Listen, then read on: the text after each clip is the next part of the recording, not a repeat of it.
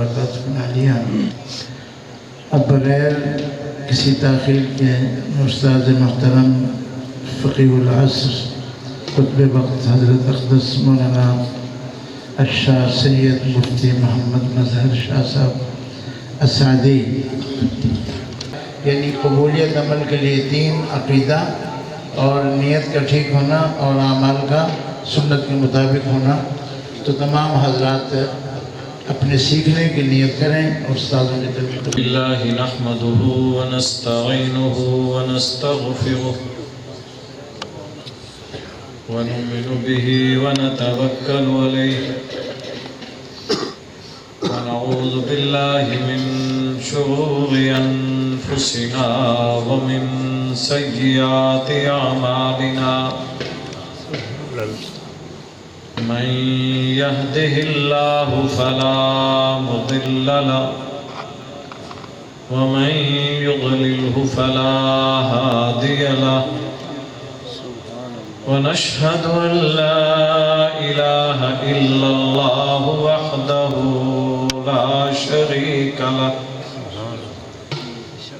ونشهد أن سيدنا وسندنا وشفيعنا ورفيعنا ومأوانا ومنجانا وحبيبنا وطبيب قلوبنا محمدا عبده ورسوله أما بعد فأعوذ بالله من الشيطان الرجيم بسم الله الرحمن الرحيم لقد جاءكم رسول من أنفسكم عزيز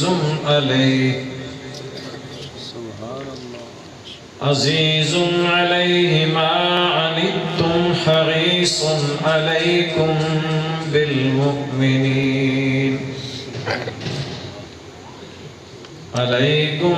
بالمؤمنين رؤوف رحيم فإن تولوا فقل حسبي الله لا إله إلا هو عليه توكلت وهو رب العرش العظيم صدق الله العلي العظيم وصدق رسوله النبي الكريم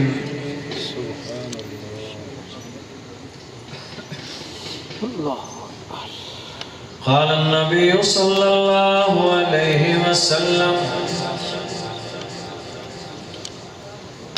لا يؤمن أحدكم حتى أكون أحب إليه من والده وولده والناس أجمعين أو كما قال رسول الله صلى الله عليه وسلم۔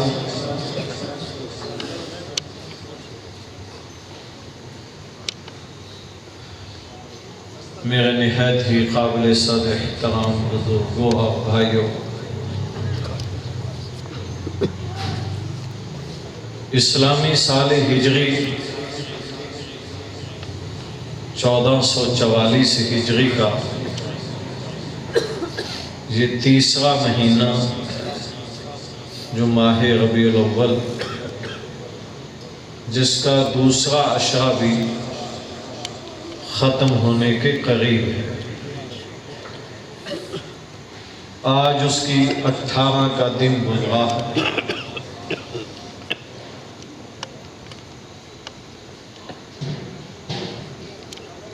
اس جامعہ سعد بن ابی وقاص کا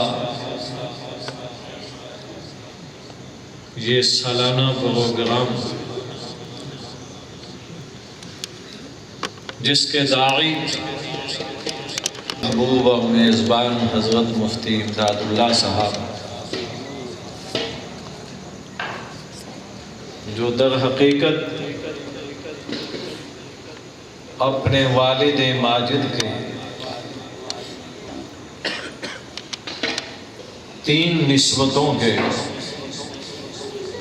روحانی، جسمانی اولاد ہونے کے ساتھ شریعت و طریقت و سیاست کے والی و وارث اور ان کے اپنے ابا کے جانشین، اپنے بھائیوں کے لیے باعث فخر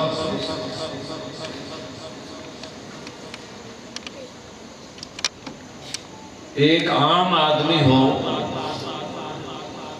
جس کے باپ دادا عالم نہ ہو، وہ تواضع و عاجزی انکساری اختیار کرے، یہ اس کا کمال نہیں، اس کے علاوہ اس کے پاس کوئی راستہ بھی نہیں۔ لیکن ایک آدمی صاحب نسبت بھی ہو، حسب نسب کا والی وارث مالک ہو، اور اس کو اللہ رب العزت تواضع و عاجزی انکساری اپنے اساتذہ کے سامنے وہ زر خرید غلام کی طرح پیش آتا ہو، تو یہ در حقیقت اس کا اپنے نبی سے پیار کی کھلی نشانی ہے۔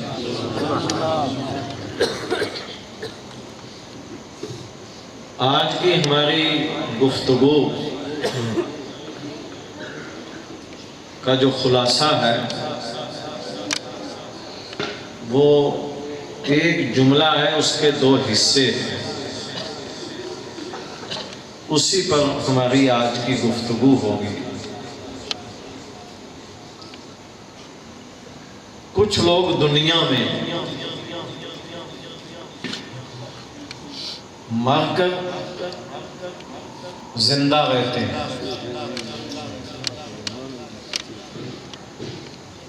اور کچھ وہ جو زندہ ہو کر بھی مرے ہوئے ہوتے ہیں۔ ہمیں یہ فیصلہ کرنا ہوگا، پہچان حاصل کرنی ہوگی، 2 کیٹیگریوں میں ہمارا شمار کن کے ساتھ ہے، یا وہ کون سی ادائیں ہیں جو لوگ مر کر بھی زندہ رہتے ہیں، اور وہ کون سی ادائیں ہیں، اعمال ہیں جس سے ظاہری طور پر زندہ ہو کر بھی وہ مرے ہوئے ہوتے ہیں۔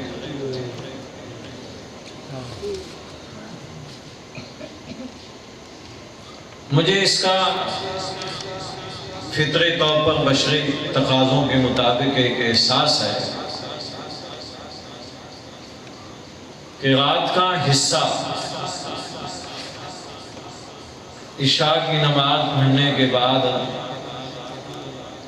مجھے غالباً بڑی تاخیر کے باوجود 9 بجے بیان کرنا تھا،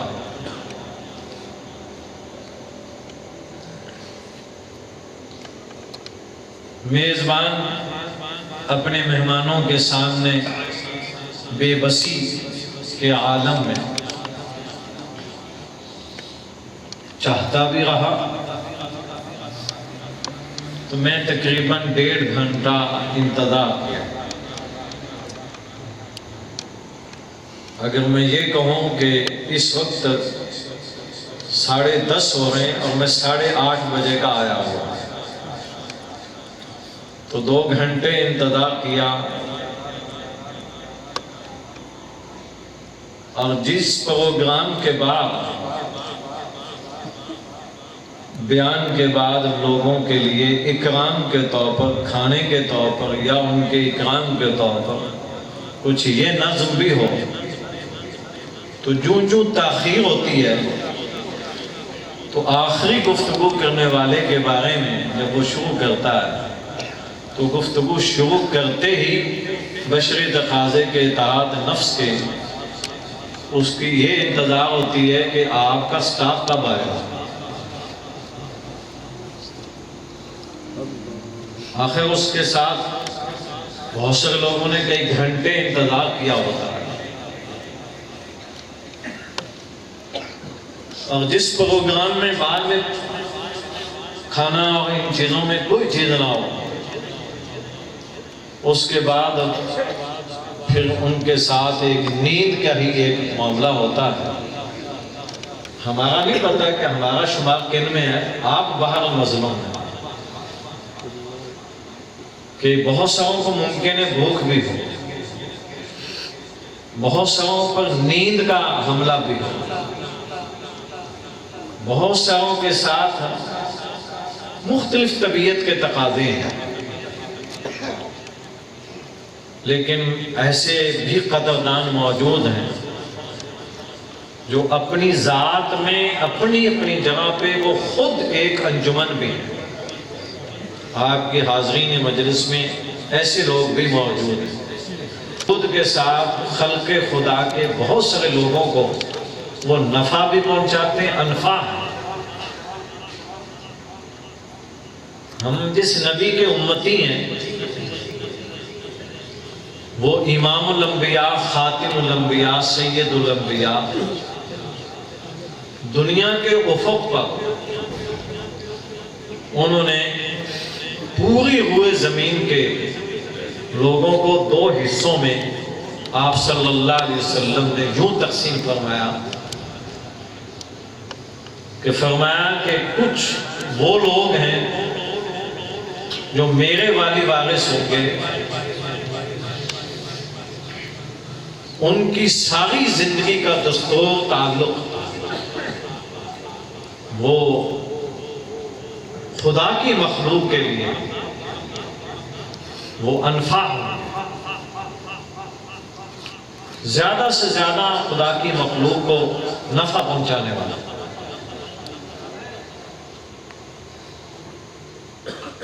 اسلام میں تصور ہے کہ جو بھی شخص عمر کے جس حصے پر ہو، اگر وہ خدا کی دھرتی پر خدا کی مخلوق کے لیے زیادہ سے زیادہ خدا کی مخلوق کو نفع پہنچاتا ہے تو اس کی زندگی کی بقا کے لیے جو بھی جتن لگائے جائیں وہ ساری قوتیں اس پر صرف کی جائیں، خرچ کیے جائیں، اور اس شخص کی بقا کے لیے، اس کو بچانے کے لیے وہ ضرورت ہے اس بات کی، کیوں کہ وہ خدا کے مخلوق کو نفع پہنچائے گا اور اس کا وجود چاہیے۔ اور ایسے بندے کی موت وہ اکیلے ایک فرد کی موت نہیں ہوتی، وہ اپنی ذات میں اس زبان رسول اللہ صلی اللہ علیہ وسلم میں سب سے زیادہ خدا کی مخلوق کو نفع پہنچانے والا عالم ربانی ہوتا، سب سے زیادہ نفع پہنچانے والا۔ اس لیے اس کی موت کو موت العالم کہا۔ اسپیکر والا ساتھی ایکو بند کر دیں، یعنی دوہری آواز نہیں آنی چاہتا ہے۔ شریعت کہتی ہے اس کو بچانے کے لیے سارے وسائل بہت کار لائے ہیں۔ اس کے مقابلے میں شیطان، طاغوتی طاقتیں، ان کا نظریہ نبیوں کے اس تصور کے مقابلے میں ادھر تو ہے نا کہ جو خدا کی مخلوق کو زیادہ نفع پہنچانے والا ہو وہ باقی رہنا چاہیے۔ شیطان اس کے مقابلے میں، طاغوت اس کے مقابلے میں، دنیا کے یہود و نصارہ اس شیطانی طاغوتی طاقتوں کے ایجنٹ، وہ یہ بات کہتے ہیں کہ دنیا میں باقی وہ رہنا چاہیے اور اس کو باقی رکھنے کے لیے سارے اسباب وسائل استعمال کرنے چاہیے جو دنیا میں طاقتور ہو۔ اس کے لیے وہ لفظ بولا جاتا ہے اقوال البقاء، جس کے لیے کبھی کتابوں میں لکھا جاتا تھا، اسکول کی کتابوں میں، کہ جس کی لاٹھی اسی کی بھینس۔ ان کا نظریہ یہ ہے طاقتور کو ہر حال میں بچاؤ اور طاقتور کے مقابلے میں جو کمزور ہے بھلے اس کو دبا دو، کچل دو، وہ زندہ رہیں نہ رہیں کوئی فرق نہیں پڑے گا، لیکن طاقتور کو بچاؤ۔ یہود و نصارہ کے قانون میں جتنے قرضے معاف کیے جاتے ہیں وہ طاقتور لوگوں کے معاف کیے جاتے ہیں، اور جتنی وصولی کی جاتی ہے وہ کمزور سے لی جاتی ہے۔ اور مذہبی اسلام میں اس خلق خدا کے اندر جتنے وسائل ہیں زمین کی دھرتی کے، میرا رب یہ کہتا ہے یہ میرے سارے وسائل، اس کے حقدار وہ لوگ ہیں جو میری مخلوق کو نفع پہنچائے، عزتوں کے مالک بھی وہ، ان کو بچاؤ۔ یہ 100 سال کا بھی بوڑھا ہو اگر خدا کی مخلوق کو نفع پہنچا رہا ہے تو اس 100 سال والے کو اس طرح بچاؤ جیسے 18 سال کے نوجوان کو بچانا ضروری سمجھا جاتا ہے، اس کو اسی طرح بچاؤ۔ یہ ایک تصور ہے۔ تو میں نے یہ عرض کیا تھا کہ آپ صلی اللہ علیہ وسلم کے فرمان کے مطابق ہم نے ڈھونڈنا ہے کہ وہ کیا طریقہ ہے، فارمولہ کیا ہے جس سے آدمی مر کے بھی زندہ رہے، اور وہ زندگی نہیں چاہیے کہ ظاہری شکل کے اعتبار سے زندہ ہے لیکن وہ زندہ ہو کر مرا ہوا۔ آج ہم دیکھتے ہیں ایک زمانہ گزر گیا، صدیاں گزر گئی، حضرت خواجہ معین الدین چشتی اجمیری رحمت اللہ علیہ کو یا ان کے جیسے اولیاء اکرام مختلف صدیوں میں ہوئے، وہ نہ تو ہم میں ان کے خاندان کو جانتے ہیں نہ ان کی شکل دیکھی، لیکن آج ان سے پیار، ان سے مناسبت، ان سے واقفیت، ان کا نام آتے ہی اپنے حقیقی باپ سے بڑھ کر ایک زبان پہ خوشی محسوس ہوتی ہے، دل کو راحت ہوتی ہے۔ وہ کیا چیز تھی خواجہ معین الدین چشتی اجمیری رحمت اللہ علیہ یا ان جیسے جتنے بھی اولیاء اکرام ہیں کہ وہ دنیا سے جا چکے اور جانے کے باوجود وہ بہت سارے زندہ لوگوں سے زیادہ زندہ۔ خواجہ بختیار کاکی میں کیا چیز تھی کہ خواجہ بختیار کاکی کو کوئی نہیں ان کے نسب کے اعتبار سے نہیں جانتا، ان کے ابا کا نام کیا تھا، وہ کس قوم کے تھے، کس خاندان کے تھے، نہیں جانتے، لیکن آج ایک عام آدمی ادنا سا وہ اپنے باپ کو دادا کو جانتا ہو، ان سے پیار ہو نہ ہو، لیکن خواجہ بختیار کاکی کا نام سنتے ہی ایک حیا ضرور آتی ہے۔ وہ کیا چیز تھی کہ بابا فرید الدین کا شکر رحمت اللہ علیہ کو دیکھا نہیں، جانتے نہیں، لیکن اس کے باوجود وہ کیا چیز تھی کہ حضرت سید الطائفہ حضرت حاجی امداد اللہ مہاجر مکی رحمت اللہ علیہ کو ہزاروں لاکھوں علماء نے دیکھا نہیں، لیکن آج ان کا نام آتے ہی ان کی آنکھیں ٹھنڈی ہوتی ہیں۔ وہ کیا چیز تھی حجت الاسلام حضرت نانوتوی رحمت اللہ علیہ، حضرت قطب الارشاد حضرت مولانا رشید احمد گنگوہی رحمت اللہ علیہ، ان تینوں کا سید الطائفہ حضرت حاجی صاحب، قطب الارشاد حضرت گنگوہی، حجت الاسلام حضرت نانوتوی، ان تینوں کا خزانہ شیخ الہند مولانا محمود حسن دیوبندی رحمت اللہ علیہ کی شکل میں چھوٹے سے قد کے درمیانے سے وجود کے مالک، لیکن وہ گلی میں چلتا ہے تو برطانیہ کے پارلیمنٹ میں تھرتھراہٹ کی طرح خوف پیدا ہوتا ہے۔ نہ اس بندے کے پاس ایٹمی ٹیکنالوجی ہے، نہ بم ہے، نہ اس کے پاس جہاز ہے، لیکن وہ خالی گلی میں چل رہا ہے، سبق بیٹھا پڑھا رہا ہے، اور وہ وہاں بیٹھے کانپ رہے ہیں، پتہ نہیں محمود اب کیا کہتے ہیں، پتہ نہیں محمود اب کیا کہتے ہیں۔ یہ محمود کا اتنا غور کیوں تھا، کیا وجہ تھی؟ محمود دنیا میں نہیں ہے لیکن محمود کا چرچا ہے، محمود اپنے نام میں محمود ہے۔ آج اس شیخ الہند مولانا محمود حسن کو کبھی ہم حکیم الامت حضرت تھانوی کی شکل میں محسوس کرتے ہیں، کبھی حضرت مولانا شبیر احمد عثمانی کا نام سنتے ہیں، کبھی جناب ہم حضرت شاہ صاحب مولانا انور شاہ کشمیری رحمت اللہ علیہ کی شکل میں، کبھی حضرت مولانا الیاس دہلوی رحمت اللہ علیہ کی شکل میں، کبھی حضرت مولانا عبید اللہ سندھی امام انقلاب مولانا عبید اللہ سندھی کی صورت میں، اور کبھی جناب مفتی اعظم مفتی کفایت اللہ دہلوی رحمت اللہ علیہ کی صورت میں، اور کبھی ہم جناب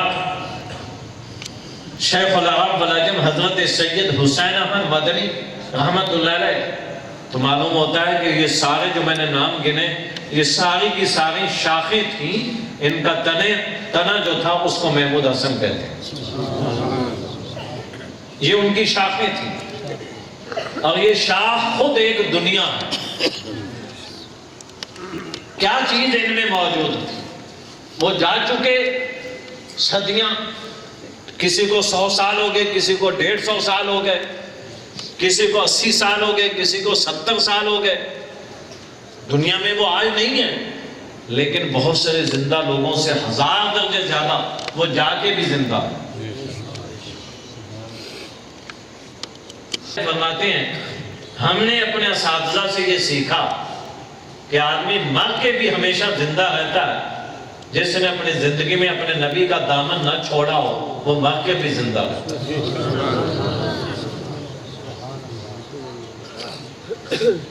میرے نبی کی غلامی کرنے والا، میرے نبی کی اطاعت کرنے والا مر کے بھی زندہ رہے تو میرے نبی کا عالم پھر کیا ہو، ان کا اپنا کیا عالم ہو۔ ان کے بارے میں ہم حیات و ممات کی بحث شروع کریں، ہمیں شرم نہیں آئے گی کہ ان کے بارے میں ہم یہ بحث شروع کریں حیات و ممات کی؟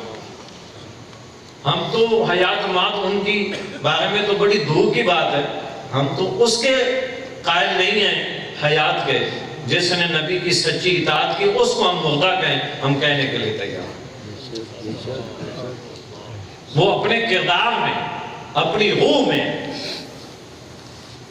وہ صدیوں تک زندہ رہتا ہے۔ حضرت خواجہ بختیار کاکی رحمت اللہ علیہ فرماتے ہیں کہ میں اپنے پیر و مرشد حضرت خواجہ معین الدین چشتی اجمیری کی صحبت میں رہا، تو خواجہ معین الدین چشتی اجمیری فرماتے ہیں جس نے اپنی زندگی کو خدا کی مخلوق کے لیے وقف کر دیا،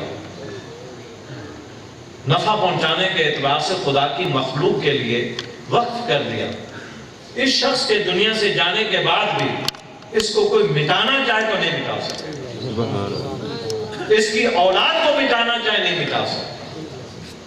وجہ یہ ہے کہ یہ خدا کے ہاں اتنا محبوب ہو چکا ہے۔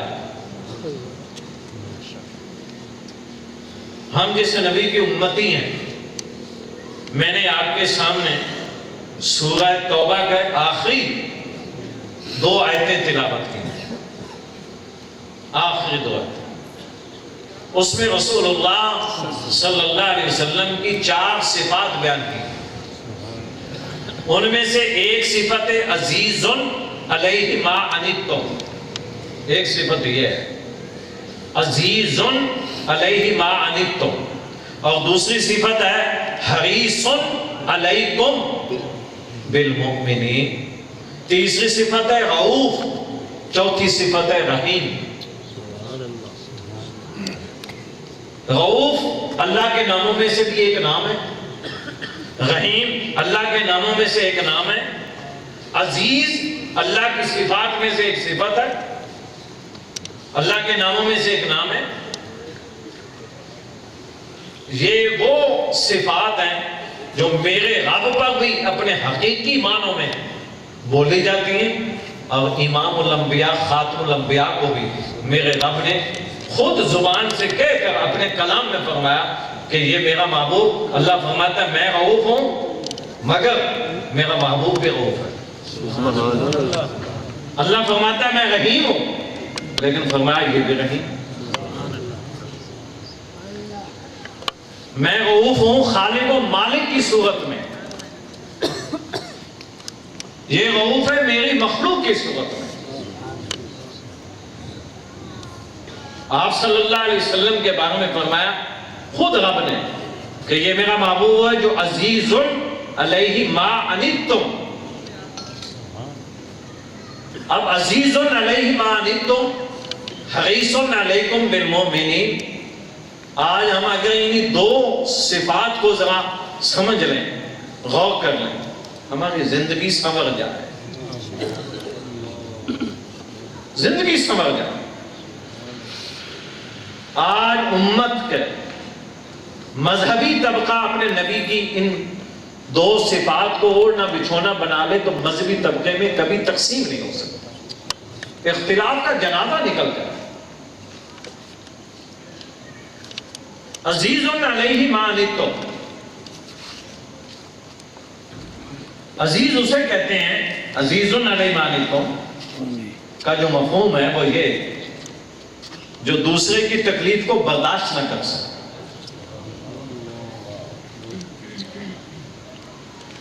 تڑپے، جب تک اس کی تکلیف ہٹا نہ لے اس وقت تک وہ نہ اس کی آنکھ لگے نہ اس کو چین آئے۔ یہ مثالیں تو ماں کے بارے میں دی جاتی ہیں۔ میری ماں میری تکلیف کو دیکھ کے تڑپتی رہی کہ میرے بچہ تکلیف میں ہے۔ اللہ فرماتا ہے میرا محبوب کائنات کی لاکھوں کروڑوں ماؤں سے بڑھ کر اپنی امت کے لیے عزیز علیہ ما عنتم، اپنی امت کی تکلیف میرا محبوب برداشت نہیں کرتا۔ یہ انہیں گوارا نہیں ہے، ان کو تکلیف پہنچے۔ حریص علیکم بالمؤمنین، ایمان والوں کو نفع پہنچانے کے لیے اتنا نفع پہنچاتا ہے، اتنا نفع پہنچاتا ہے، اتنا جتن لگاتا ہے کہ قرآن کریم نے ایسا لفظ بول دیا ہے رسول پاک صلی اللہ علیہ وسلم کے بارے میں، حریص کا۔ آپ نے کبھی بسوں میں دیکھا ہوگا کنڈکٹر کو، راستے میں چھوٹے چھوٹے سٹاپ آتے ہیں، سواریاں کھڑی ہوتی ہیں، لوگ پوچھتے ہیں کہ جگہ ہے تو بھلے لٹکے کھڑے ہوں، کہتے ہیں بڑی آ جاؤ۔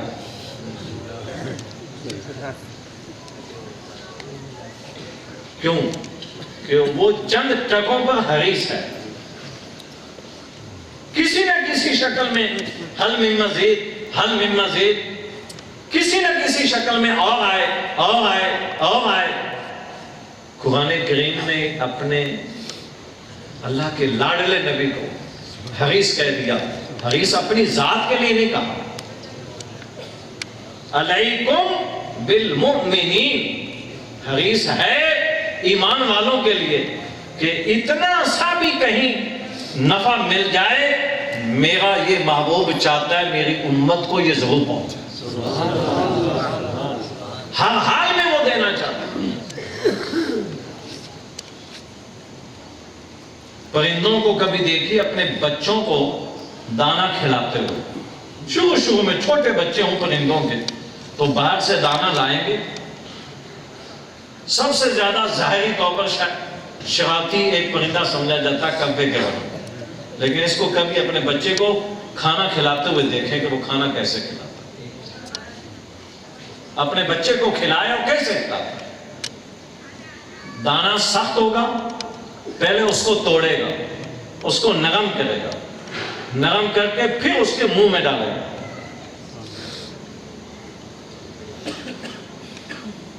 ایک ایک دانہ، کائنات کے پرندے ہوں، جانور ہوں، انسانوں کی مائیں ہوں، دنیا کی کوئی ماں وہ رحیم و کریم نہیں ہے جو میرا نبی اپنی امت کے لیے رحیم و کریم۔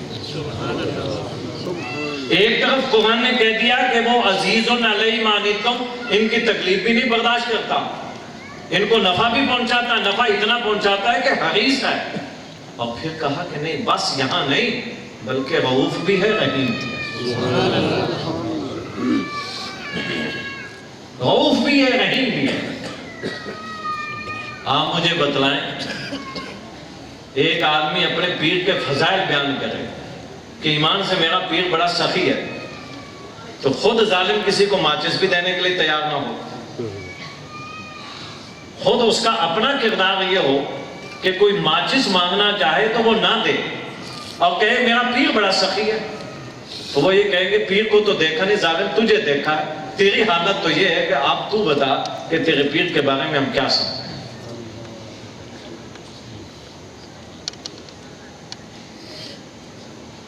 اب غیر مسلم لوگوں کے لیے آپ مجھے بتلائیے غیر مسلم لوگوں کے لیے ہمارے پاس کیا دلیل ہے ہم اپنے نبی کے بارے میں یہ کہیں کہ وہ صفائی پسند بہت تھے، اتنے صفائی پسند تھے کہ الطہور شطر الایمان وہ فرماتے ہیں، اور ہماری اپنی حالت یہ ہو کہ ہمارے وجود پہ صفائی نظر نہ آئے تو غیر مسلم وہ کہے گا تیرے نبی کو تو میں دیکھنے سے کہوں، میں تو تجھے دیکھا ہے، اب تو بتلا کہ یا تو میں یہ کہوں کہ تیرا تعلق اپنے نبی سے نہیں ہے۔ مطلب یہ ہے کہ اگر تو زبان سے کہہ رہا ہے کہ سچ ہے تو پھر مجھے یہ کہنے دے کہ تیرا نبی تو ایسا ہی تھا جیسے تو کہہ رہا ہے، لیکن تیرا کوئی تعلق نہیں اپنے نبی سے۔ اگر میں کہوں کہ میرے نبی نے کبھی زندگی میں جھوٹ کو پسند نہیں کیا ایک لمحہ کے لیے، اور ہم صبح شام جھوٹ بولے، تو آپ مجھے بتلائیں کہ غیر مسلم لوگوں کے لیے، اقوام کے لیے ہم ظاہری طور پر نمونہ ہم ہیں۔ ہم لوگوں کو بیان کریں کہ ہمارے نبی کے پاؤں پر سوجن آ جاتی تھی، ورم آ جاتا تھا، لمبا قیام ہوتا تھا، لمبا رکوع سجود ہوتا تھا، تہجد میں اٹھتے تھے، اور ان کی یہ کیفیت ہوتی تھی، اور وہ 24 گھنٹوں میں 8 گھنٹے صرف رب سے مکالمے کے لیے ٹائم دیتے تھے، 8 گھنٹے خدا کی مخلوق کو دیتے تھے، 8 گھنٹے اپنے لیے بھی بچوں کے لیے ہوتے تھے۔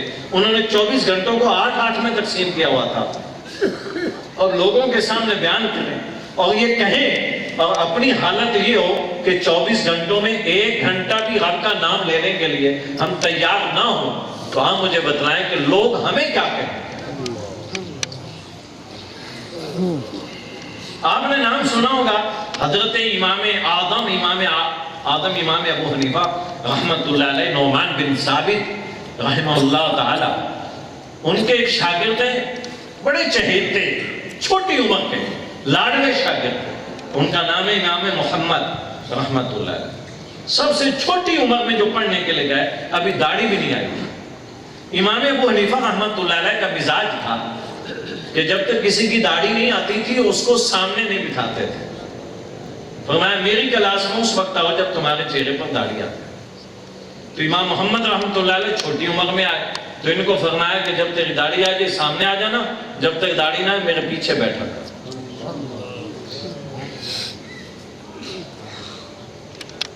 امام محمد رحمت اللہ علیہ کے پاس ایک آدمی آیا ان کے بڑھاپے میں، اور آیا کہ کہنے لگے کہ یہ میرے بیوی بچے بھی ہیں، میں حاضر ہوا ہوں، مجھے کلمہ پڑھا دیجیے،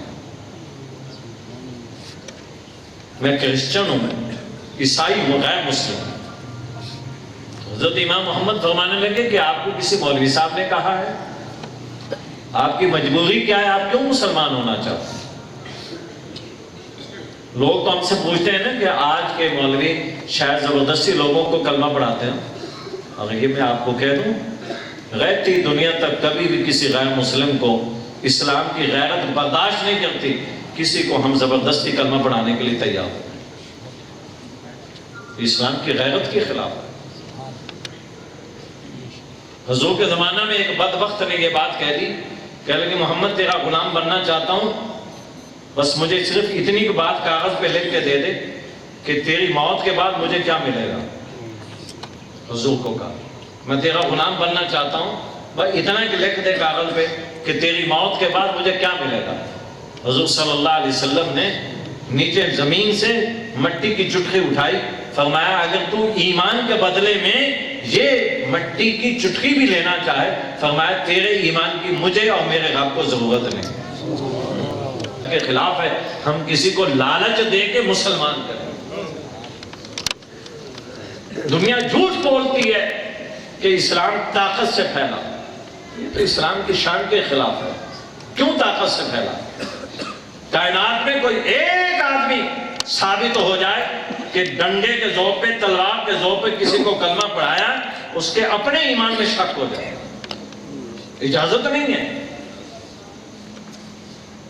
جتنے لوگ مسلمان ہوئے 1400 سال میں، وہ اخلاق کی بنیاد پہ مسلمان ہوئے ہیں، کردار کی بنیاد پہ مسلمان ہوئے، اسلام کی سچائی کی بنیاد پہ مسلمان ہوئے، نہ جبرن، نہ طاقت سے، نہ لالچ سے، یہ غیر مسلم اقوام کا وتیرہ ہے کہ وہ کبھی پیسے کا لالچ دے کے، کبھی عورتیں دکھا کے، کبھی لڑکیاں دکھا کے وہ لالچ سے اپنا مذہب لیتے ہیں۔ اسلام تو اس کی غیرت کا آپ کو اندازہ نہیں ہے۔ الاسلام یعلو ولا یعلی، اسلام اتنا اونچا ہو چکا ہے، اتنا اونچا ہو چکا ہے، اس کو اونچا کرنے کے لیے کسی اور ترکوں کے دینے کی ضرورت نہیں ہے کہ جناب ستون لگائے۔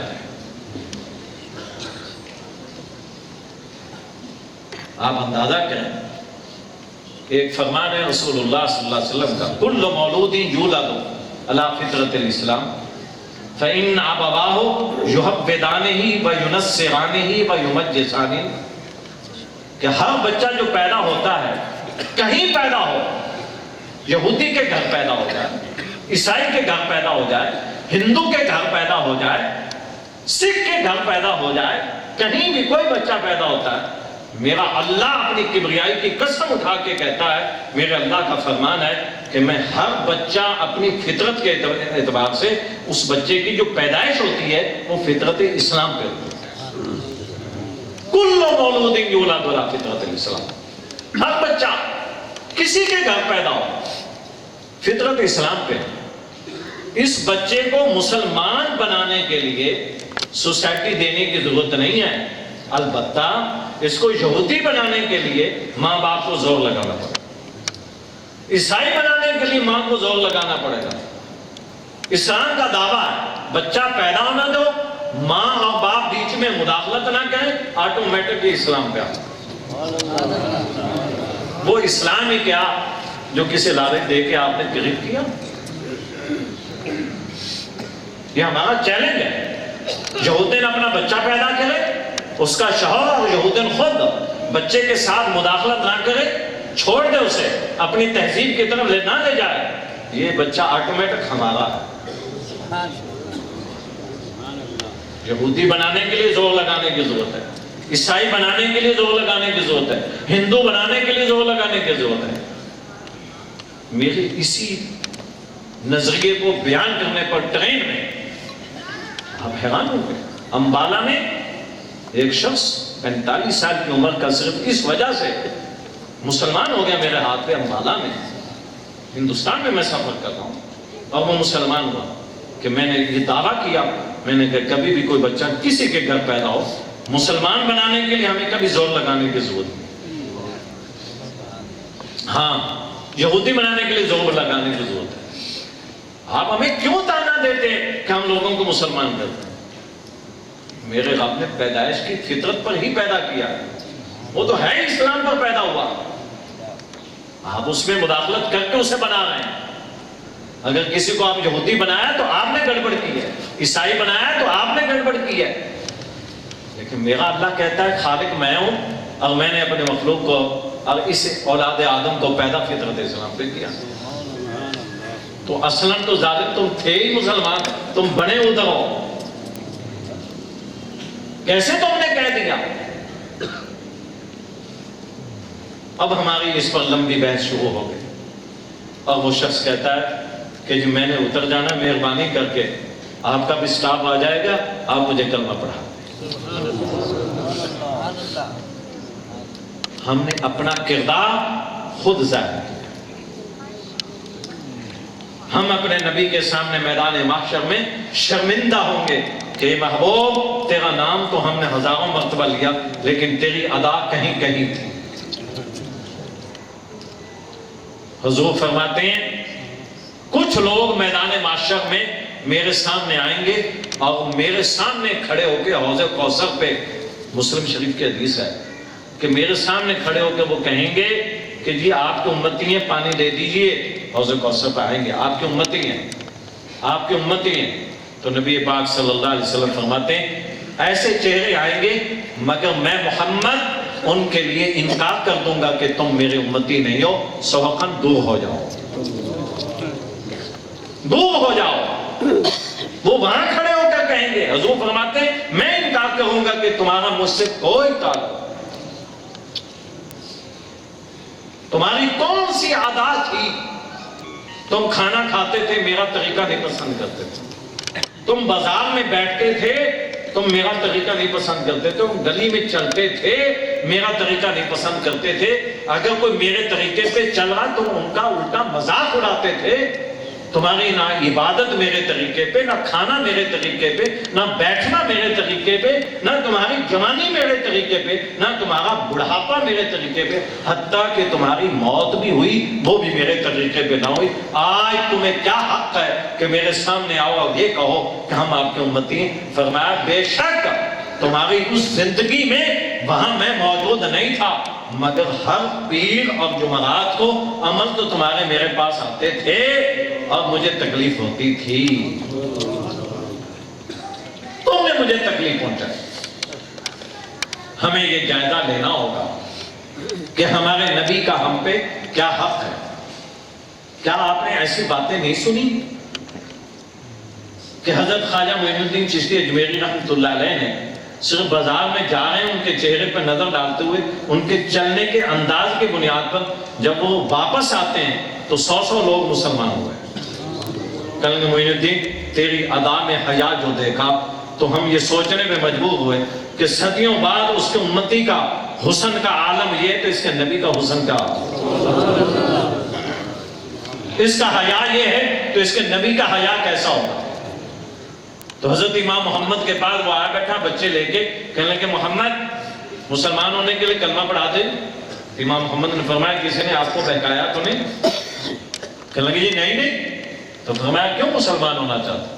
کہنے لگے کتابوں کا بڑا مطالعہ کیا، تیری کتابیں پڑھی، بکس پڑھی، میں نے خرید و فروخت پر بے پہ تیری کتابیں پڑھی، تو میں نے تیری ایسی کتابوں کو پڑھا، تو میں نے ایک کتاب کو پڑھنے کے بعد یہ کہا، اس کو پڑھنے کے بعد یہ اس کا رائٹر مصنف کون ہے، تو جب تیرے بارے میں پتا چلا تو میں جس کتاب کو ہاتھ لگاتا تھا اور زندگی کے اصولوں پر جس انداز سے کوئی موڑ تو نے نہیں چھوڑا جس میں رہنمائی نہ کی ہو، تو رات کا حصہ تھا تو میرا ضمیر مجھے کچھ کہنے لگا، میں اکیلا تھا، تنہا تھا، رات کا حصہ تھا، آدھی رات سے زیادہ وقت گزر چکا، تو میرا ضمیر مجھے لان تان کرنے لگا کہ جب چھوٹے محمد کا یہ حال ہے تو بڑے محمد کا کیا حال ہے۔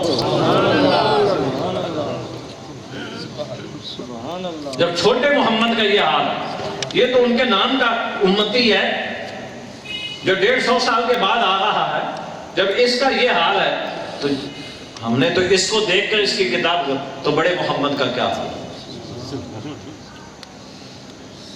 رسول اکرم صلی اللہ علیہ وسلم کو قرآن کہتا ہے عزیز علیہ ما عنتم، کہ دوسرے کی تکلیف کو برداشت نہیں کر سکتا۔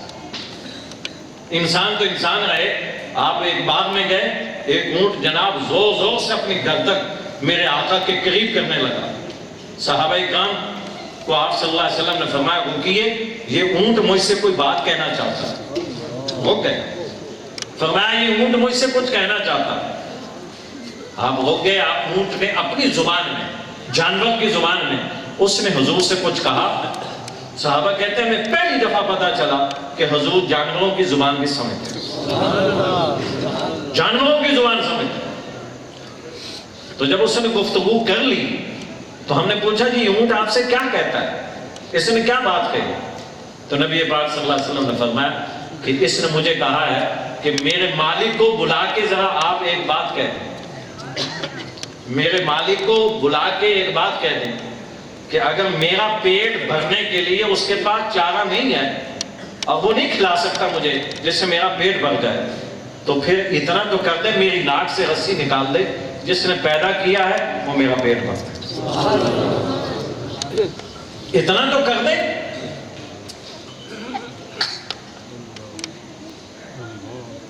تو ایک صحابی کہنے لگے کہ اللہ کے رسول اس کی بولی پہ اتنا تعجب نہیں، جتنا تعجب یہ ہے کہ کتنے وہ بد نصیب لوگ ہیں، انسان آدم کی اولاد، یہ جانور پہچان گیا کہ شکایت میں نے کہاں کرنی۔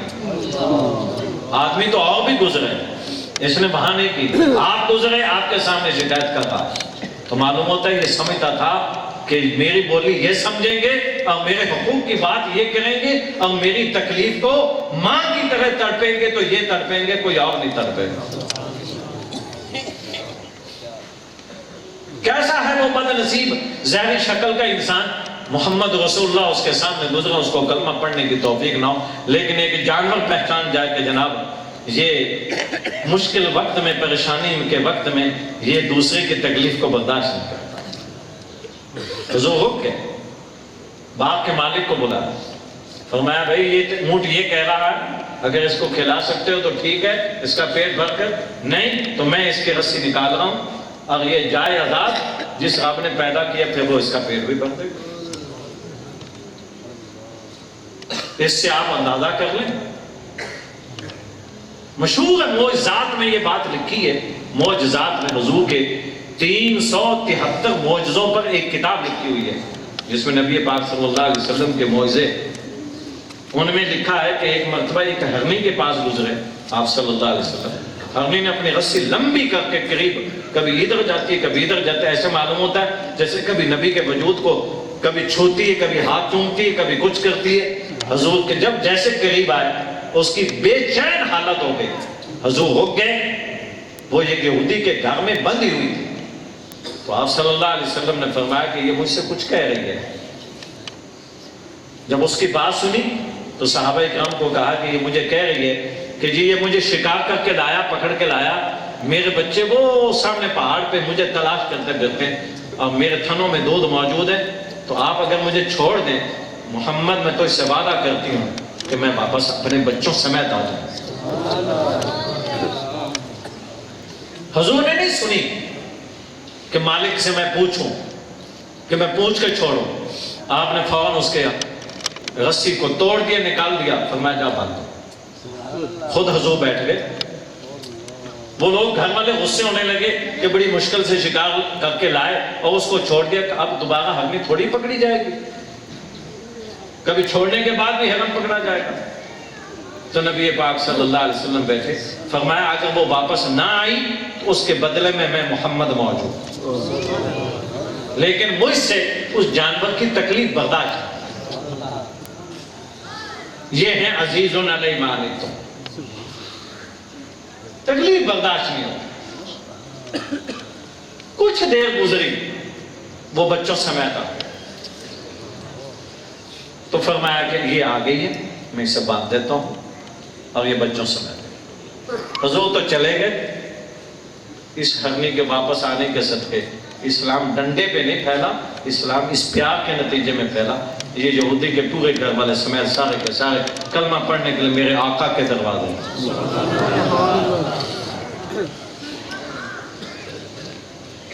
اپنی بیٹی پھول کا نام حسن ہے، دوسرے کا نام حسین ہے، دونوں کو مرجھایا ہوا دیکھا تو آپ نے فرمایا آج میرے یہ دونوں پھول مرجھائے ہوئے کیوں ہیں فاطمہ؟ کیا علی گھر میں کھانے کے لیے کچھ لاتے نہیں؟ تو بیٹی نے کہا جی لاتے ہیں۔ پھر تو یہ کیوں مرجھائے ہوئے؟ کہ جب میں پکاتی ہوں، پکانے کے قریب ہو جاتا ہے معاملہ، تو ان کے کھلانے کے ٹائم پر دروازے پہ کوئی نہ کوئی ایسا سائل آ جاتا ہے، تو اس وقت ہماری حالت یہ ہو جاتی ہے، ان کے ابا کی بھی میری بھی، کہ یہ تو برداشت کر جائیں گے بھوک، پتہ نہیں ہمارے دروازے پہ جو آیا پتہ نہیں کب کا بھوکا ہوگا، کیا عالم ہوگا۔ حسن حسین کی بھوک ہم برداشت کر لیتے ہیں، لیکن وہ پکا ہوا اٹھا کے باندھ دیتے۔ تو حضور فرماتے ہیں کیا ابھی کوئی اور چیز نہیں ہے جو میں اپنے پھولوں کو کھلا دوں؟ نہیں۔ آپ نے فرمایا اچھا ان کی مزدوری کے لیے میں جاتا ہوں، آج میں لے آتا ہوں۔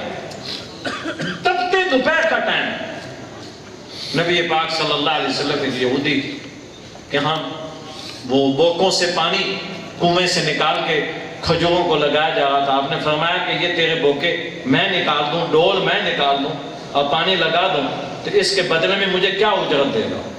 اجرت طے ہو گئی۔ میرے آقا نکالنا شروع کر دیا، فرمایا میں تجھے نکال کے دے دیتا ہوں۔ 2 ڈول 3 نکالے، رسی ٹوٹی، ڈول بھی نیچے گیا، باقی رسی بھی نیچے گئی۔ یہودی بڑا غصے میں آنے لگا، کہنے لگا اچھا خاصا میرا کام چل رہا تھا، رسی بھی تھی، کنواں اتنا گہرا ہے، یہاں نیچے کون اترے گا؟ اب نہ ڈول بچا، آدھی رسی بھی گئی، ڈول بھی گیا، تو اچھا مزدور آیا ہے۔ تو حضور صلی اللہ علیہ وسلم پر غصے ہو کر جناب ہاتھ اٹھانے لگا۔ آپ نے فرمایا میں مزدور تو ہوں اس وقت لیکن بے عزت نہیں۔ خبردار اپنا ہاتھ ایک تک. فرمایا کہ آپ کو یہی چاہیے نا، ڈول چاہیے، تو میں نیچے کنویں میں اتر جاتا ہوں، تیرا ڈول لے آتا ہوں، رسی بھی لے آتا ہوں. کہنے لگے کہ یہ تو رسی چھوٹی ہے جس پہ تم نیچے جاؤ گے. آپ نے فرمایا اسے چھوڑ دے، یہ میرا کام. کنواں بڑا گہرا، یوں کر کے جھانکا کہ پانی کہاں کتنا نیچا. جو رسی ٹوٹی ہوئی تھی اس کو نیچے لٹکایا، خود ارادہ کیا میں نیچے اتروں. جو ہی نیچے تسلی سے غور سے دیکھا، اللہ اکبر، نیچے اترنے ابھی اس کو پکڑنے سے پہلے نیچے کنویں کا پانی جوش مارتے ہوئے، ٹھاٹھے مارتے ہوئے حضور کے قدموں کو چوم رہا. چشمے کی مانند ٹھاٹھے مارتا ہوا اپنا ڈول اٹھایا، رسی باندھی. فرمایا یہ اپنا رسی لو، یہ اپنا ڈول لو. فرمایا کہ ہم کسی کی تکلیف کو برداشت نہیں. ہمارے سامنے تو لوگ ذبح ہو رہے ہوں تو ہمیں اندازہ نہ ہو. پڑوسی کے یہاں فوتگی ہو جائے تو لوگ آپ کے پوچھیں، ہم کہ ہمیں تو معلوم نہیں. ویسے ہمیں نبی سے عشق ہے، نبی سے تعلق ہے. ہمیں اپنی زندگیاں میرے پیارے بدلنی ہوں، لیکن صرف عوام کو نہیں، یہ زندگیاں حکمرانوں کو بھی بدلنی. جب تک اپنی زندگیوں کو بدلیں گے نہیں، ہمیں اپنے نبی کا نام لیتے ہوئے شرم آنی چاہیے. ہمارے اندر وہ اخلاق ہونا ضروری ہے.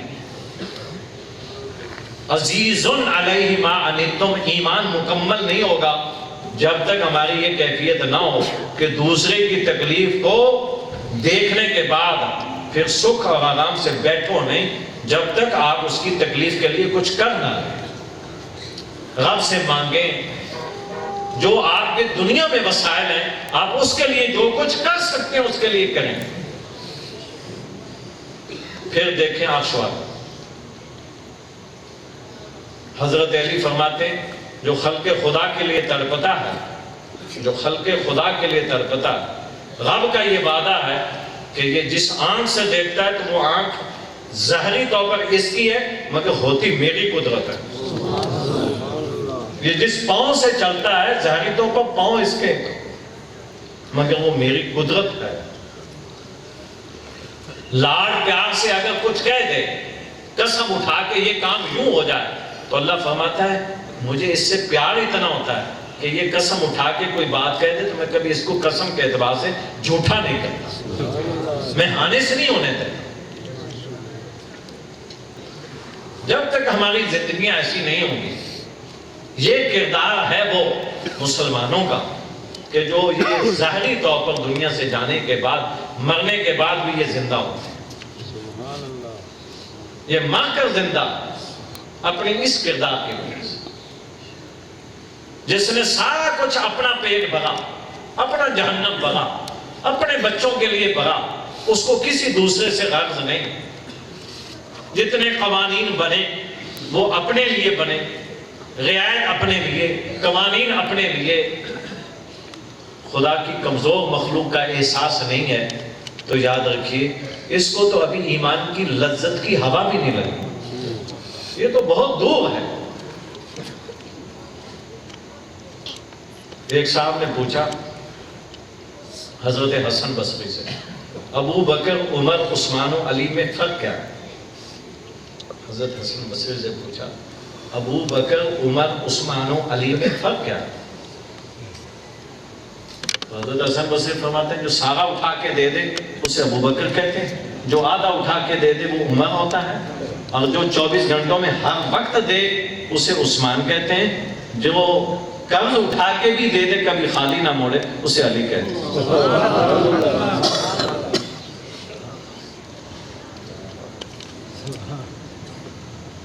ہم ان کے نام لیتے ہیں لیکن پہلے یہ سوچتے ہیں میری جیب میں کتنے. ہمارے بزرگوں میں ایک بزرگ گزرے ہیں مولانا عبید اللہ سندھی رحمۃ اللہ.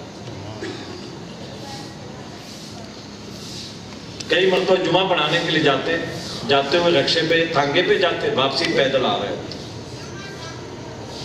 لوگوں نے پوچھا ایک دفعہ کہ مولانا صاحب یہ عجیب بات ہے، یہ کوئی آپ کا فیشن ہے کہ آپ جاتے ہوئے تو ٹانگے پہ جاتے ہیں، آتے ہوئے آپ کئی دفعہ پیدل آ رہے ہوتے ہیں؟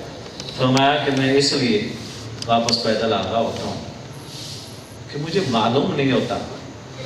کئی دفعہ ایسا ہوتا ہے کہ جمعہ پڑھانے کے بعد کوئی سائل میرے سامنے ایسا آ جاتا ہے تو میں اپنی جیب میں ہاتھ ڈالتا ہوں، تو میں کبھی بھی کسی کو دیتے ہوئے اپنی جیب میں ہاتھ ڈالنے کے بعد ہاتھوں پہ دیکھا کبھی نہیں کہ میرے ہاتھ میں کیا ہے. وہ میں اسے دے دیتا ہوں چپ کر کے، اور بعد میں دیکھتا ہوں کہ میرے پاس تانگے کے پیسے نہیں، اور مجھے یاد نہیں ہوتا، مجھے پتہ نہیں ہوتا کہ میں نے کسی کو کیا دیا اور کس کو کتنے دیے. یہ اسلام کی بنیادی ایک تصویر، دین اسلام کی یہ تصویر. حضرت شیخ العرب علیہ حضرت مدنی کا نام سنا ہوگا آپ نے، سید حسین مدنی کا. ٹرین میں بیٹھے ایک غیر مسلم جو ہے، ویسے حضرت کا مزاج یہ تھا انگریز کی فیکٹری کا لباس نہیں پہنتے تھے، کھدر کی ٹوپی، کھدر کا لباس جو ایک کھڈی کا بنا، مشینری نہیں پہنتے تھے. فرمایا کہ مشینری پہننے کا مطلب یہ ہے کہ اس کا جو منافع ہوگا وہ انگریز کو نفع پہنچے گا، اور میں حسین احمد انگریز کو نفع نہیں پہنچانا چاہتا چونکہ وہ ہمارے ملک کا غاصب ہے. مدنی کا مزاج تھا، ایسا نہیں کرتے تھے. لیکن غیر مسلم کو انگریز کو دیکھا کہ کبھی وہ ادھر جاتا ہے، کبھی ادھر آتا ہے، کبھی ادھر جاتا ہے، کبھی ادھر آتا ہے. بیچ والا جو ٹرین کے بوگی کے اندر چلنے کا راستہ ہوتا ہے وہ کافی بے چین ہے. حضرت خطوط کے جواب دے رہے تھے، بیٹھے لکھ رہے تھے. جب آنکھ اٹھا کے دیکھا کہ ایک صاحب بے چین ہو کے جا رہے. یہ امتی کی شکل دیکھو، تصویر دیکھو، عزیز علیہ ما عنتم والی، کہ دوسرے کی تکلیف ہے، وہ غیر مسلم، اس کی تکلیف کو حضرت مدنی برداشت نہیں کر رہے. جو ہی دیکھا تو اپنا لکھنا، خط کا جواب دینا وہ بیچ میں بند کیا. اس کو پوچھا کہ آپ بے چین کیوں؟ اٹھ کے جا کے پوچھا کہ آپ کبھی ادھر جاتے ہیں، کبھی ادھر جاتے ہیں، کیوں بے چین؟ تو اس نے کہا کہ میرے پیٹ میں تقاضا ہے، بے چین ہوں کہ کوئی اسٹیشن آ جائے اور میں آگے جاتا ہوں، ادھر بھی واش روم خراب ہے، گندگی ہے، ادھر جاتا ہوں وہ بھی واش روم خراب ہے. تو حضرت نے فرمایا اچھا میں دیکھ کے آؤں؟ کہنے لگے کہ کیا آپ کو میرے اوپر یقین نہیں ہے؟ فرمایا میں دیکھ آتا ہوں. تو حضرت گئے، اپنے اوپر جو چادر اوڑھتے تھے اس کا ایک کونا پھاڑ کے اور جا کے واش روم کو صاف کیا، پانی پلایا، صاف کر کے اپنے ہاتھ دھو کے تشریف لائے. فرمایا کہ جدھر میں گیا ہوں دیکھ کے آیا ہوں وہ واش روم صاف ہے، آپ جانا چاہیں تو جا سکتے ہیں، جا کے دیکھ کے آؤ. اور وقت کا شیخ الحدیث ہے، ہزاروں لاکھوں لوگوں کا پیر ہے، سید زادہ ہے، خاندان رسول اللہ کا فرد ہے، لیکن اس کی حالت یہ ہے اس انگریز کے ساتھ سخت نفرت ہے. لیکن نفرت جو ہے وہ اس کے کردار کے اعتبار سے، اس کے نظریے کے اعتبار سے، لیکن انسانیت کے اعتبار سے نفرت نہیں ہے. اس کی ایک بے چینی دیکھ کر برداشت نہیں کیا کہ خدا جانے اس کو ایسی تکلیف پہنچ رہی ہوگی. تو حضرت نے جا کر وہ واش روم صاف کر دیا اور گیا. جانے کے بعد جب وہ اپنے تقاضا کے بعد واپس آیا، اللہ اکبر، اب جو اس کو راحت ہوئی، اب جو اس کو چین آیا، تو جلدی سے حضرت مدنی کے پاس آیا. کہ ملا جی یہ بتلاؤ کہ واش روم تو گندا تھا لیکن میں جب گیا ہوں تو وہ بالکل صاف تھا، سچ سچ بتاؤ کہ وہ صاف مجھے معلوم ہوتا تم نے کیا تھا؟ کیونکہ میں نے اس سے پہلے 2-4 مرتبہ دیکھا وہ گندگی تھی، لیکن تم نے صاف کیا. تو کیا میری خاطر صاف کیا، میرے لیے صاف کیا؟ مسلمان ہو کے مسلمانوں کا ظاہری طور پر تیری پگڑی، تیرا ماما، تیری شکل دیکھ کر میرے لیے ہزار درجہ شرمندگی کی بات ہے. میں اپنی ضرورت پوری کرنے کے لیے، میری حالت یہ ہے کہ میں اپنی ضرورت پوری کرنے کے لیے اس کو صاف نہیں کر سکا. تجھ سے ماں سے زیادہ تڑپتے ہوئے یہ ماں اپنے بچے کے لیے یوں تڑپتی ہے جو تو میرے لیے گیا اور جا کے صاف کیا. سچ بات یہ تجھے کس چیز نے مجبور کیا؟ تو حضرت مدنی فرماتے میرے نبی نے مجھے مجبور کیا، میرے نبی نے مجھے مجبور کیا. میرے نبی دوسرے کی تکلیف کو برداشت نہیں کر سکتے. انہوں نے مجبور. اب کیا وہ اپنی جگہ پہ فلسفی ہوگا, کیا کچھ ہوگا, لیکن اس اخلاق کے بعد کہتا ہے لعنت بھیجتا ہوں اس مذہب پر جس کے اندر احترام انسانیت رہی ہے. مولانا, اب پہلے ملا جی کہتا ہے اب مولانا مجھے انسانیت نظر آئی ہے تو تیرے مذہب میں نظر, اور تم کہتے ہو میرے نبی نے. اس کا مطلب یہ ہوا برہمن ہندو اپنے ہندوؤں کے غریب لوگوں کے ان کی حالت یہ ہے کہ ان کے برتن کو ہاتھ لگا دیں, وہ برتن توڑ دیں. عبادت خانہ الگ. آج کا اگر مسلمان شکل کا مسلمان ہے, اگر کوئی آدمی افیسر ایک گلاس میں اس کا ملازم پانی پیتا ہے, آج کا مسلمان افسر اس گلاس میں پانی پینے کے لیے تیار نہیں ہوتا. تو آپ مجھے بتائیں اس ہندو برہمن میں اور اس ظالم میں کیا فرق ہے؟ ان دونوں میں کیا فرق ہے؟ یہ شکل کا اپنے آپ کو مسلمان کہتا ہے, لیکن اس کا کردار اسی برہمن والا. تو میرے نبی کا عالم کیا ہے؟ تم کو بٹھاتے ہیں, کھلاتے ہیں, اور اس اخلاق کے بعد آیا تو وہ غیر مسلم تھا, لیکن میرے نبی کے دامن میں بیٹھنے کے بعد اب غیر مسلم نہیں ہے, اب ایمان کی دولت کے ساتھ جاتا ہے. یہی وہ ادائیں تھیں. دنیا میں ہوئے زمین پر میرے پیارے یہ مثال نہیں ملے گی. صحابہ کرام کی مثال تھی کہ وہ دوپہر تک اپنی دکانیں کھولتے تھے, دوپہر کے بعد اکثر اپنی دکانیں بند کر دیتے تھے. اکثر کچھ کھلی رہتی تھی. جو بند کرتے تھے وہ کیوں بند کرتے تھے؟ اگر کھول کے بیٹھے ہیں تو سودا نہیں دیتے تھے. آپ حیران ہوں گے بھئی یہ کیا, دکان بھی کھول کے بیٹھے ہیں, آدمی آیا ہے سودا نہیں دے رہے, کیا ایک جملہ کہہ رہے ہیں, کہنے لگے بھائی صبح سے لے کے میرے پاس گاہک کتنے کا ہے, آج کی روزی کے لیے جتنا مجھے ملنا چاہیے تو اس سے زیادہ مل گیا, یہی سودا یہ ساتھ والی دکان میں میرے بھائی کے پاس موجود ہے, جا کے ادھر سے لے لو اور یہ نفع ان کو. میں گواہی دیتا ہوں کہ اس کی چیز ٹھیک ہے. اور دکان پھر کھول کے کیوں بیٹھے؟ کہنے لگے جب بند کر دوں گا تو بعض گاہک ایسے ہوتے ہیں وہ انتظار کریں گے دکان کھلے گی تو جائیں گے, یہ اس لیے کھول کے بیٹھا ہوں تاکہ اپنے بھائی کے پاس گاہک اپنے آئے ہوئے گاہکوں کو ادھر بھیجیں, آئے ہوئے گاہکوں کو ادھر بھیجیں. ایسی مثال کہاں سے لاؤں؟ میرے بازار میں میرے بھائی کی دکان کھولے تو یہ پریشان ہوتا پھرتا, مولوی جی اور دوسرے دی دکان کھول کے پتہ نہیں ہن میری روزی دا کی بنے, پتہ نہیں کسی نے کوئی تویزہ نہ کر دیتا ہو نا, پتہ نہیں میری روزی کا کیا بنے گا. جب ہم اپنے جہنم کے لیے اس درجے کے جانوروں کی طرح حریص ہوں گے تو پھر وہ حالت یہی ہوگی. اللہ ہم پہ رحم فرمائے, اللہ ہمیں اپنے نبی کی صفات کا عکس نصیب فرمائے, ہمیں اپنے نبی کی صفات کا عکس, ہمیں ان کا سچا امتی بنائے. یہ جو جلسے ہوتے ہیں, یہ پروگرام جو ہوتے ہیں, یہ در حقیقت اپنی زندگی کو سنوارنے کے لیے. خوش نصیب سینہ وہ ہے جس سینے کے لیے میرے رب نے یہ فیصلہ کر دیا کہ تیرے سینے میں مرتے دم تک یہ میرا کلام رہے گا. سب سے زیادہ خوش نصیب وہ سینہ ہے جس کے سینے میں اللہ کا کلام رہے.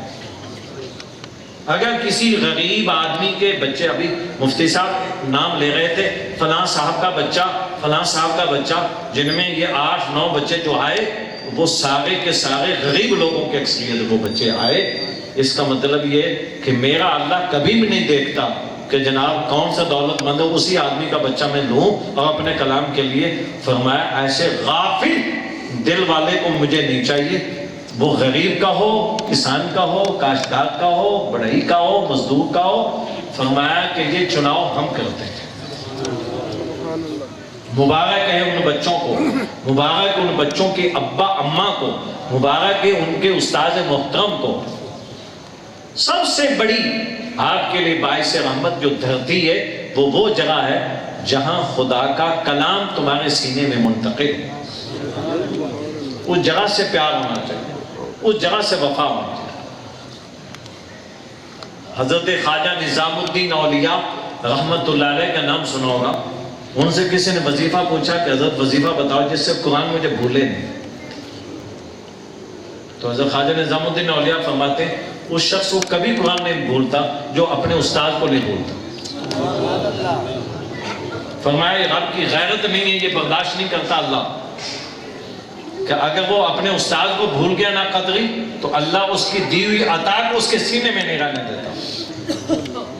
اگر یہ اس کا قدردان ہے تو ادھر سے اس کو نکلنے نہیں دیتا.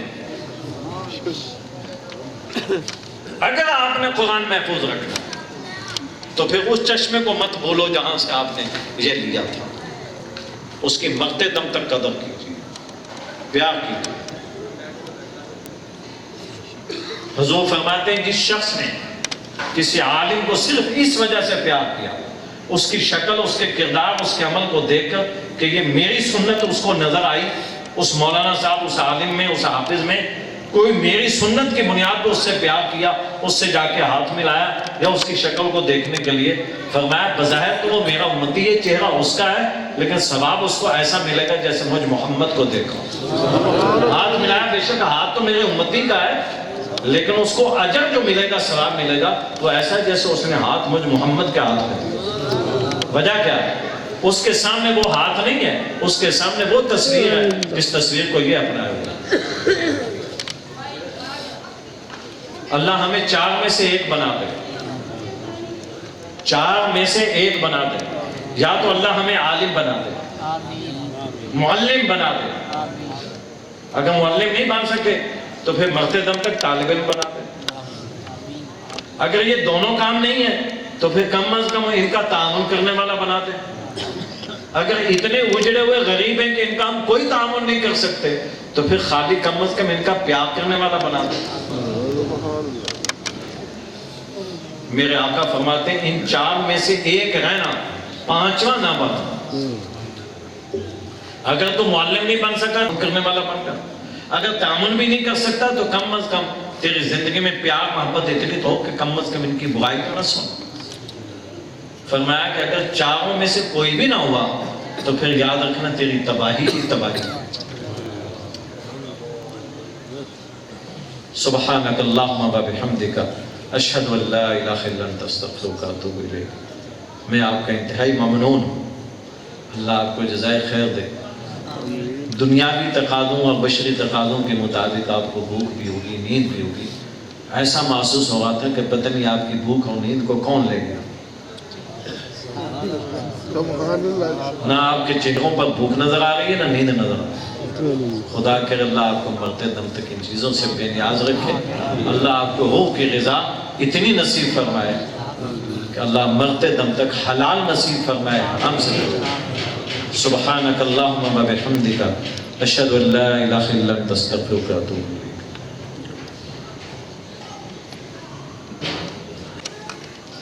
کھانے کے اندر ہم نے ابھی اپنے نبی اور محبوب کی باتیں سنی. حضرت انس فرماتے ہیں رسول اکرم صلی اللہ علیہ وسلم نے مجھے اپنے ساتھ بٹھا کے مجھے کھانا سکھایا. فرمایا انس خیال کرنا اپنے آگے سے کھانا کسی اور کے آگے سے مت اٹھانا. فرمایا کہ اپنے ہاتھوں کو گیلا کر لینا. کھانا کھاتے وقت بسم اللہ ضرور پڑھنا. تیرا ہر نوالا تیرے لیے نور بن جائے گا. تھوڑا کھاؤ زیادہ کھاؤ لیکن ایسا کھاؤ کہ جو کھایا ہوا تمہارے لیے وہ نور بننا چاہیے اور وہ تمہارے کردار تمہارے عمل سے ثابت ہے. تو لہذا میری آپ حضرات سے گزارش ہے کہ اس میں سچے امتی کا کردار نظر آنا چاہیے. یہ ایک اکرام ہوتا ہے، ایک احترام ہوتا ہے اس کے قبضے میں. سبحانک اللہم و بحمدک اشہد